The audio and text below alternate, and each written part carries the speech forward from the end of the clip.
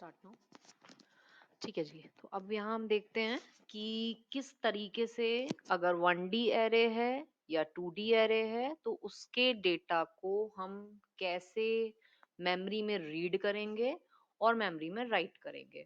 तो अगर 1D array है, ठीक, मान लीजिए उसमें n एलिमेंट हैं, तो हम एक लूप चलाएंगे 0 से लेके लेस देन n तक। अब लेस देन n तक क्यों चला रहे हैं? क्योंकि हमें पता है कि भाई अगर मुझे n डेटा को इंसर्ट करना है तो मेरे को कितने 0 से लेके n से एक कम तक लूप चलाना होगा। तो स्कैन करने के लिए आपको एक लूप लगाना है। उसके बाद अब भाई इस लूप से क्या हो जाएगा, एक ही हर एक मेमोरी पे वो पर्टिकुलर डेटा आपका डलता जाएगा। जो भी एक ही मेमोरी पे अब डेटा है मुझे उसे प्रिंट करना है, तो उसके लिए मैं क्या करूंगी, फिर एक फर्दर लूप लगाऊंगी और डेटा को प्रिंट करती रहूंगी। ठीक है, तो समझने वाली बात यहाँ पे ये है कि अगर मुझे 1D एरे में डेटा को रीड करना है, मतलब मेमोरी पे पहुंचाना है, तो मुझे एक फॉर लूप लगाना पड़ेगा। और जो मेमोरी पे डेटा आ चुका है उसे प्रिंट करना है, तो उसके लिए मुझे एक फॉर लूप लगाना पड़ेगा। अब ऐसे ही हम यहाँ देखें, अगर मुझे किसी 2D एरे में क्या करना है, डेटा को स्टोर करना है, रीड करना है, तो उसके लिए मुझे दो लूप लगाने पड़ेंगे। अब यहाँ हम दो लूप क्यों लगा रहे हैं, पहला रो जो आपका लूप है वो आपका रो के लिए चलेगा और जो दूसरा लूप है वो आपका कॉलम के लिए चलेगा। ठीक है, तो जैसे हमने वहां सिंपली अगर हमने एक हमने एलिमेंट लिया था ए, उसमें अगर हम क्या करना चाह रहे हैं, डेटा डलवाना चाह रहे हैं, तो आप सीधे सीधे एक स्कैनफ लगा के और डेटा को डलवा सकते थे।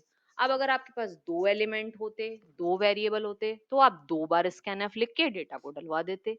पर लेकिन एरे में जितने एलिमेंट हैं उतनी बार तो हम स्कैनफ नहीं लिख सकते। तो हमने लूप की प्रॉपर्टी क्या पढ़ी थी, अगर कोई चीज को हमें रिपीटेड मोड में करना है तो हमारे लिए बेटर थिंग क्या है कि हम वहां पे लूप को यूज करें।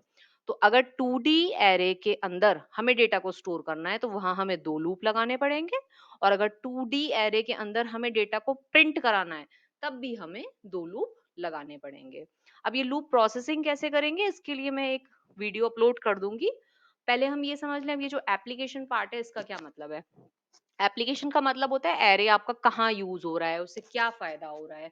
तो ये कुछ लाइंस लिखी हैं, इन्हें आप पढ़ लेना। इसका मतलब ये है कि आप यहाँ पे एरे को यूज करके नंबर ऑफ एलिमेंट्स को जो सेम टाइप के हैं आप उन्हें स्टोर कर सकते हैं। आप मल्टीपल वेरिएबल्स को एक नाम में स्टोर कर सकते हैं।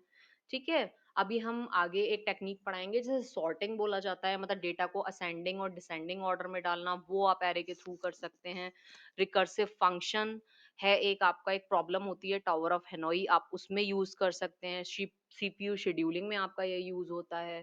ठीक है ना, तो अब फर्दर जो हमारा नेक्स्ट लेक्चर जो रहेगा वो हमारा रहेगा इन 1D एरे पे हम कुछ प्रोग्राम्स हैं वो प्रोग्राम बनाएंगे। अब मैं जल्दी आपको एक असाइनमेंट शेयर करने वाली हूँ। उस असाइनमेंट को आप ध्यान से, जो पिछली आपकी जितनी भी क्लिप्स हैं आप उन्हें पढ़िए और उन क्वेश्चंस के आंसर देने की कोशिश करिए। और उस आंसर शीट को आपको मेरे पास 9 बजे से पहले पहले आप उसे गूगल क्लासरूम पे अपडेट कर दीजिएगा। ठीक है, उसी के थ्रू आपकी अटेंडेंस मार्क हो जाएगी। चलिए ठीक है, ओके।